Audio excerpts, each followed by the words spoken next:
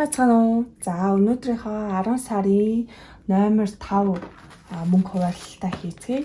За 10 сарын эхнийхээ хуваарлалтыг болохоор 10 сарын 1-нд хийсэн болохоор ингээд 10 сард нийт 5 удаагийн мөнгө хуваарлалт ингээд ерөнхийдөө болж байгаа гэсэн үг. Ер нь ихэвчлэн надад 4 удаа л мөнгө хуваарлана. Гэхдээ энэ 10 сарынх бол 5 болчлоо. За тэгэхээр хамгийн түрүүнд банкнаас авсан мөнгөө тоолж үзье. За 20 40 60 100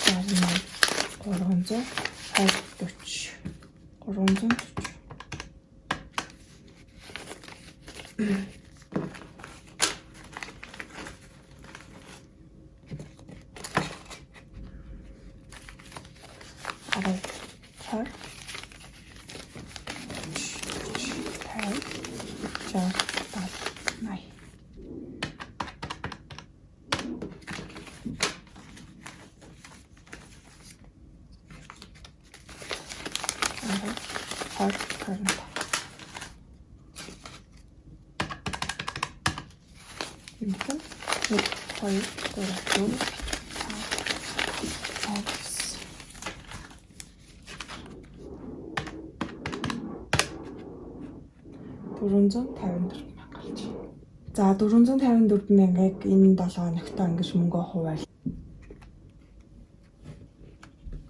За хамгийн түрүүнд сарын зардлаас эхэлнэ. За би нөгөө нэг дэвтрээ өөрчилсөн байгаа. Ийм шин загварын дэвтэр ирсэн. Энийгээ гоё ингээд энийгээ нөгөө нэг хадгаламж болон бусад хэрэглээнийхээ юунуудыг хийсэн.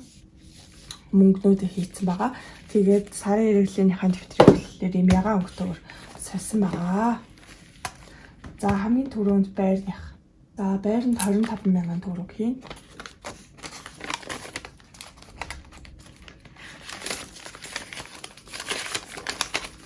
За ингээд нийлээд 20 40 60 70 75. За дараа 7 хоногийнхаа мөнгийг хийгээд ерөнхийдөө дараа сарын байрны мөнгө бүрдчихэж байгаа гэсэн үг. За цэцэрлэгт 88 мянгаыг хийнэ.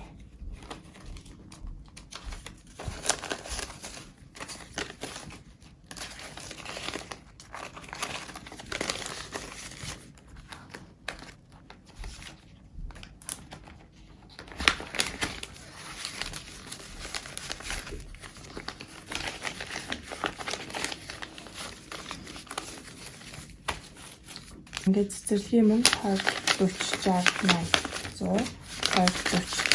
100 20 40 200 мянга 250 мянга 256 57 58 59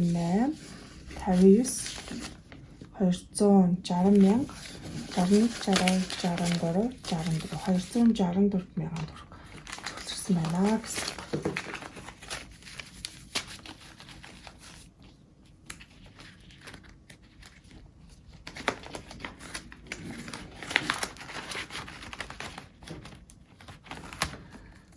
За дараад нь цэцэрлэгийн хэрэгсэлд мөнгө хийхгүй утсанд 8 мянган төгрөг хийнэ.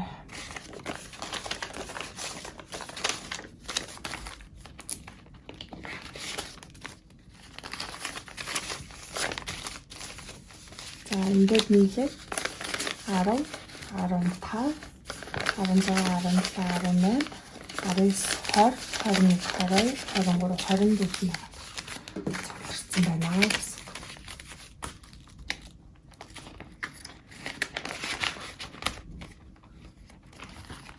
За дараад нь Univision 18 мянган төгрөг.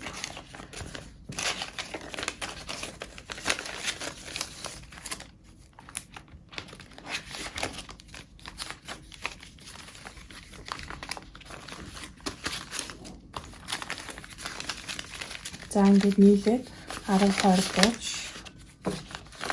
40 45 46 48 49 50 51 52 53 54 цогцолсон байна гэсэн.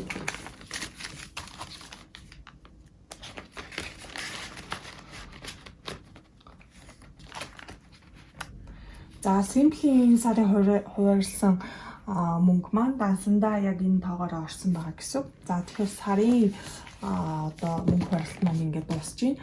За ерөнхийдөө ингээд сарын хуваарлах мөнгнүүдээ зайлшгүй хамгийн түрүүнд ингэж төсөөлдөг байгаа. Яагаад гэхээр энэ төлбөр маань тэгээ бидний өдөр тутмын амьдрал зайлшгүй төлөх хэрэгтэй төлбөрүүд олон мөнгнүүд байгаа. Дээрээс нь тогтмол мөнгө байдаг учраас энийг хамгийн түрүүнд ингээд 7 хоногт хувааж аваад төсөвлөж ингэж хуваалдаг. Үүнийхээ дараа болохоор 7 хоногийнхаа хэрэглэг төсөвлөдөг байгаа. За 7 хоногийн хэрэглэг болохоор дараа 7 хоногийнхоо одоо нэг төлөвлөгөөтэй нь л да. Жишээлбэл гэрт хүмүүс ирэх бол гэрт хүмүүст ирэхэд зориулсан одоо нэг дэлгүүрээс илүү их юм авах мөнгөөгөө төсөвлөж хуримтлуулна ч гэдэг юм үү те. Яг тэр талаас нь одоо тэр 7 хоногийнхаа мөнгийг хуваарлах гэсэн. За унаанд жишээлбэл хол явах бол тэр унааныхаа мөнгийг илүү өндөрөөр төсөвлөх юм уу. Тийм учраас энэ 7 хоногийн төсөвлөлт гэдэг нь өөрөө яг энтэг уялдаатай юм бодолтой. Тэгээ дээрээс нь нэг илүү биелэгдэхгүй болохгүй гэсэн. За хүнс нь бол энэ 7 хоногийн үлдсэн мөнгө нь 25 25500 600 25800 төгрөг байгаа мэнэ. За энийг болохоор хадгаламжинд хийн. Тэгэхээр ингээд тусдаа төр зуртаа тавьчих. За энэ 7 хоногт төсвөлсөн мөнгө болохоор 60,000 байгаа. За манай гэрт бас хүмүүс ирж магадгүй гэж бодож байгаа учраас 60,000 төсвөлж байгаа. За ингээд гэхдээ миний хувьд болохоор гэртээ хүнсэндээ зөвхөн ойр зурийнхаа ямиг авдаг. Одоо жишээл яаралтай гялс давс тусчлаа давс авъяч гэдэг юм уу. Тиймэрхүү юмыг авахд би бол хүнсний төсөв бол тэрэнд явдаг. Тэрнээс ч бол одоо тэгээ том ногоо гурил будааны хүнсийг бол манай нөхөр маань одоохондоо зохицуулж байгаа. Тэгээ тэрийг болохоор ингээд манай нөхөр завтаа үедээ ингээд замаасаа авчдаг болохоор тэр хүнсний мөнгийг одоохондоо ийшийг ал төсөлж амжихгүй. Тэр мөнгө маань тусдаа одоо нөхрөөс маань гарч байгаа гэсэн. Тэгээд нөхөртэй болохоор ерөнхийдөө энэ систем рүү ингээд хоёр талаасаа мөнгөө нийлүүлээд ингээд оруулдаг гэж ойлгож байна. За унаа нь болохоор энэ 7 хоногт 18 тийм. За би бас нэг хаяа нэг ганц гараад байгаа. За тэгээд энэ унааны мөнгийг болохоор таксинд эсвэл нэг бас заримдаа одоо зогсоолын мөнгө төгрөгөнд тэрэнд ингээд хэрэглэж магадгүй өчтөд ингээд унааны мөнгийг энэ 7 хоногоос эхлээд жоохон мөнгө төсөлж байгаа. За гоо сайхан болохоор гоо сайхныгаа би нэрээ энэ хавцнаас ер нь гаргах хэрэгтэй юм гэж үзье. Яагаад гэвэл 7 хоног болгон энэ нөгөө гоо сайхандаа ямар нэг юм цаашдаа бол хийн гэж байхгүй. Одоо сардаа ч юм уу төлөвлөж байгаа юм хийн. Тэгэхээр энийг энэ сарынхаа юунда тэгэхээр төр зөр ингээд ийшгээ тавьчих. Тэгээ яг энийг хийх үедээ бас тайлбарчих. Тэгэхгүй бол яг 7 хоног болгоно ингэж төсөвлөхөөр жоохон буруу болоод байгаа. За гэхдээ энэ хүнсний гоо сайхны мөнгийг ийшээ одоохондоо хийчих. За ингээд 40,000 энэ 7 хоногт хий.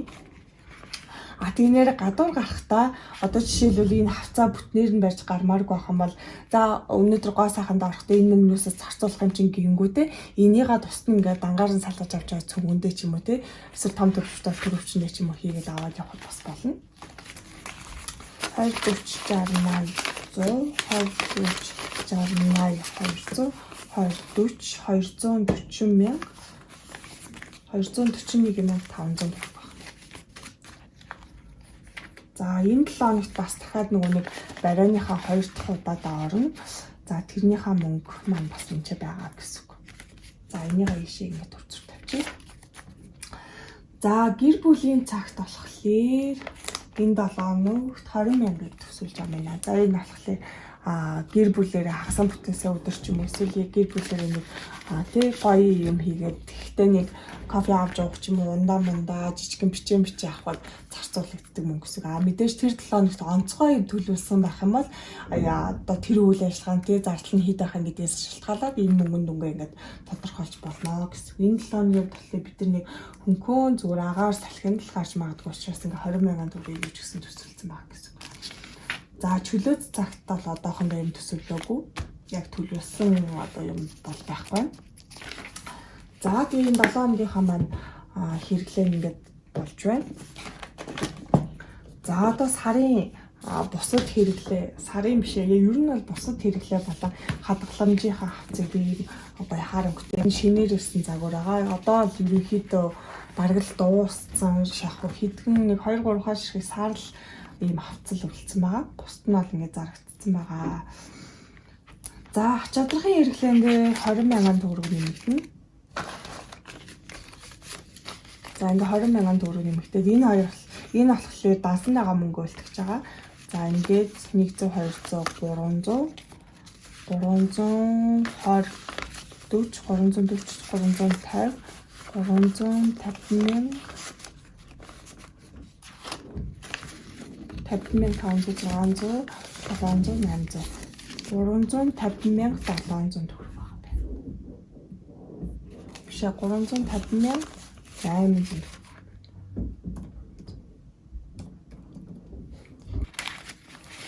За ягаад 100,000-аагаа ингээд өөр цаасаар ингэж орлуулж хийж байгаа гэхээр нэгдүгээр одоо аюулгүй байдлаа бодсны үндсэн дээрээс тий шууд их хэмжээний бэлэн мөнгийг ингэж гар дээрээ авч явах нь бол эрсдэлтэй. Тийм учраас ингээд одоо цаас хэлбэр шилжүүлээд дасандаа байршуулах юм бол арай аюул багтаа гэсэн. Хоёрдугаарт энэ хавцандаа сүүлдээ ингээд явандаа багтахаа болоод энэ тэмдэг маань өөрөө түнтэйгээд ирнэ. Тэрнээс одоо ингээд сэргийлж ийм байгаа гэсэн. За дараад нь болохоор гэр ахуйн дээр 10,000 төгрөг гэнэ. За ингээд нийлээд 10 болохоор 30 40,500.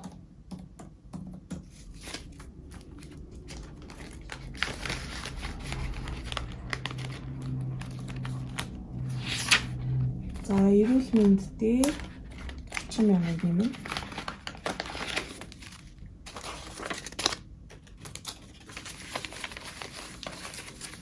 За ингээд нийлээд 20 40 60 70 80 90 92 93 94 95 96 97 98,000 төгрөг байгаа юм байна.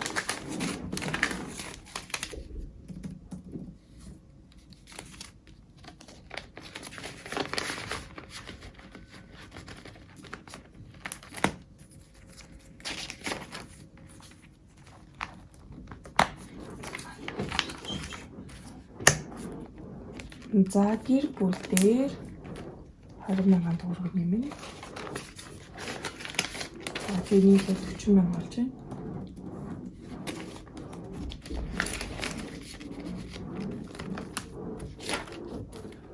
За хувцас гомба гэдэг дээр 10,000 төгрөг нэмнэ. Ингээд нийлээд 10 20 30 40 50 60.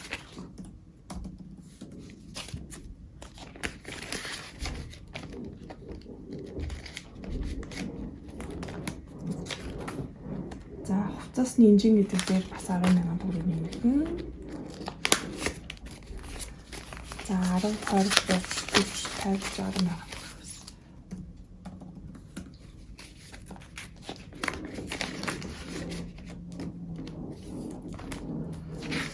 За тавилга дээр бас 10,000 төгрөг нэмэгдэнэ.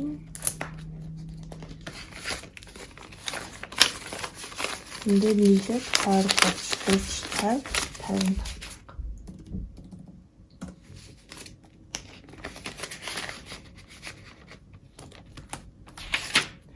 За аялал дээр 10,000 төгрөг нэмэгдэнэ. За аяллыг өвлийн сүүл сараас болохоор энэ хуримтлуулж байгаа хэмжээгээ жоохон нэмээд явна.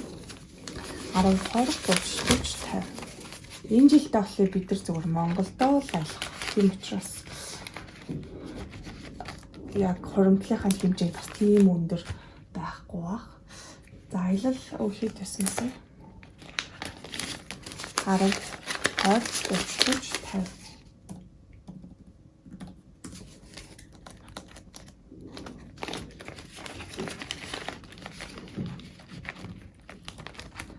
За бизнес дээрээ 40,000 төгрөг. За бизнес дээрээ би энэ дансан байгаа 200,000-аар гол ашигласан. Тэгэхээр энийг буцааж юм даа хийнэ гэсэн. За одоо үлдсэн байгаа мөнгө маань тэгэхээр ингээд 5 6 7 8,500 төгрөг. Бизнес дээр 40,000. За ингээд 48,500 төгрөг.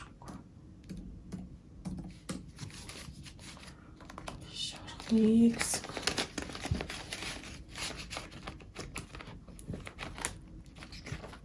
За хурим 5,000. За хуримд 5,000 төгрөг болно.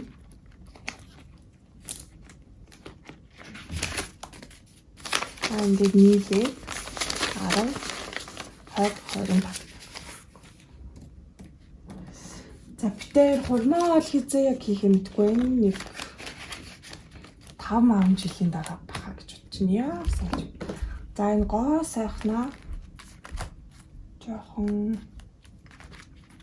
энэ хавь хийнэ.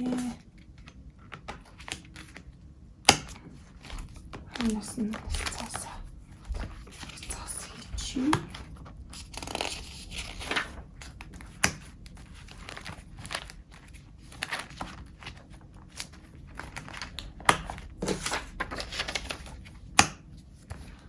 За энэ хавцны маань хувьд бол ингээд боллоо. Энэ хавц маань ерөнхийдөө маш зузаан хавц болох төлөвтэй байна. Ягаад гэхээр нэг хуримтлууд маань хөвчлийн хэмжээ баглаа. А тэр үед нь одоо энэ юугаараа мөнгөөрөө гээд солиод авах хэрэгтэй гэсэн. За одоо энэ 20,000 төгрөг болохоор 100 төгтөний чаленжиндаа хийх гээд төсөлсөн байгаа. Дээрээс нь нэмээд энэ хүнснээс үлдсэн мөнгөө нэмээд ингээд аль боломжтойгаараа төгтөөгөө дүрхцээ. За хэдүүлээ харцгаая. Аль төгтөө маань дүрхэх гэхээр за нийлээ 45. За энэ 100-уудыг нь авна. Энэ 500-ыг бас авах юм. За энийг олохлоор энэ хайрцаг нь бол юм. За тэгэхээр ингээд 45,000 төгрөг байна. Нэг тогтоо дөрөх үү, олон тогтоо дөрөх үү. За тэгэхээр миний хувьд болохоор энэ чаленж хурдан тусмаар байгаа учраас аль болох олон тогтоо дөрөхийг хичээе. Тэгэхээр яах вэ гэхээр 25, 20 гэдэг хоёр тогтоог дөрөх юм байна. За тийм. За өнөөдөр 28.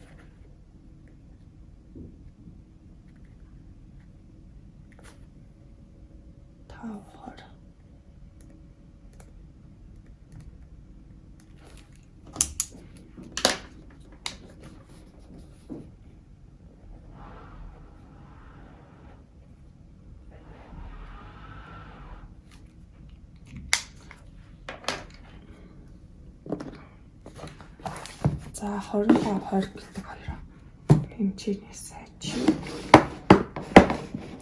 За энэ чаленжаа дуусгаад хэрэг бүх тогтоог дөрвч юм бол энэ нийт мөнгө маань 5 сая 50,000 төгрөг цуглах чинь гэж байна. Аюу гой санагчаад хурдхан шиг л дүүргэж дуусгахмаар яг хизээ дүүргэж дуусаа бас сайн хэлж мэдгүй байна. Тэгээ дүүргэхээр бас гоё бичлэг орууллаа. За ингээд 20 гэдэг тогтуугаа хийчихнэ. За энэ тогтууг бас яг тогтуу маань энэ 100 тогтооны чаленж гэдэг бүтээгдэхүүн маань яг энэ чигтээ ингээд очино ингээд хайрцагтайгаа тэгээ доторх бүх тогтуутай ингээд очино. Тэгээ хэрэг авахыг хүссэн хүн байх юм бол холбогдоод авч олно. Тэгээд энийг захиалгаар болохоор ерөнхийдөө 3 хоногт бол хийж өгнө. За 25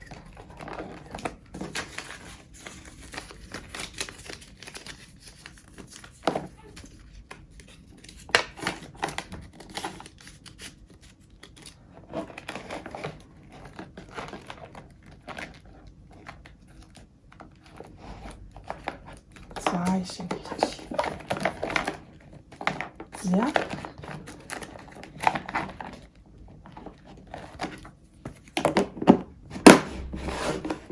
За ингээд 100 тогтооны чаленжаа бас хийчлээ. Тэгээд одоо энэ задгаа мөнгөнүүдээ энэ мөнгөний хайрцагт тавьчих.